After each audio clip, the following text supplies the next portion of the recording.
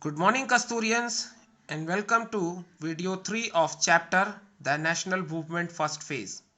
In the previous videos, we have seen how the political associations they were formed, but they were unpopular, and we saw how the Indian National Congress was formed and what were the aims, and how the British attitude towards the Congress it changed.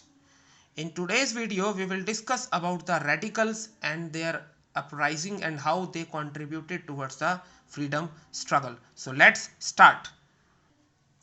The moderates, being the educated class, they used to send petitions to the British which they didn't take care of, and that's why the moderates attempts they were all in vain, and this failure of moderates to achieve the political reforms brought new trends in the Congress, and a new group of leaders which were known as the radical nationalists it arose, and these radicals were led by Lala Lajpat Rai, Bal Gangadhar Tilak and Bipin Chandra Pal, that is Lal Bal Pal, the trio of Lal Bal Pal, who were actually the real face of the radical movement in Congress.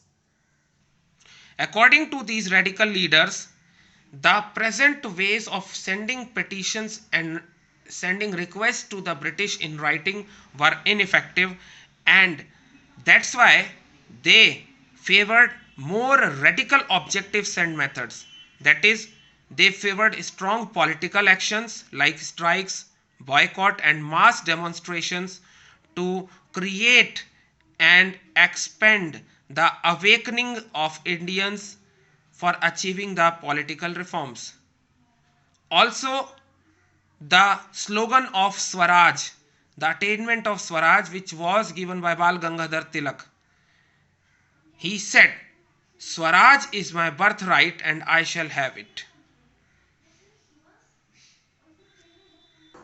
While all this was going on and the radicals were trying to strengthen the political actions, it was the partition of Bengal that paved a way for a even greater mass demonstration against the British. On 19th July 1905, the Viceroy Lord Curzon issued an order dividing the Bengal province, in which the present day states of West Bengal, Bihar, Jharkhand, Odisha and Bangladesh were there. He divided the Bengal into two parts, that is East Bengal and West Bengal. This East Bengal is now known as a separate country, that is Bangladesh, and it was in East Bengal that majority of Muslims were concentrated. And this East Bengal was separate from the rest of Bengal, in which Hindu population was there.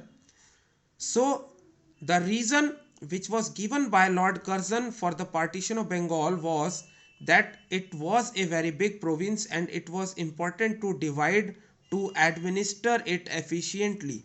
So on the name of efficient administration, the Bengal was divided into East and West, but the real reason for the partition was different. Bengal became a center for nationalism and national voice against the British, and that's why this partition of Bengal was the move which was seen by the nationalist leaders as an attempt to weaken the national feelings and to weaken the struggle for independence. This partition was widely criticized by all the people throughout India. Even every section of population, they rose up in opposition. Demonstrations and public meetings were held. People of all communities, they tied their sacred threads on each other's wrist to express their solidarity and to express their unity. But the partition took place, and this day of 16th October, on which the final partition was done, it was observed as the day of mourning.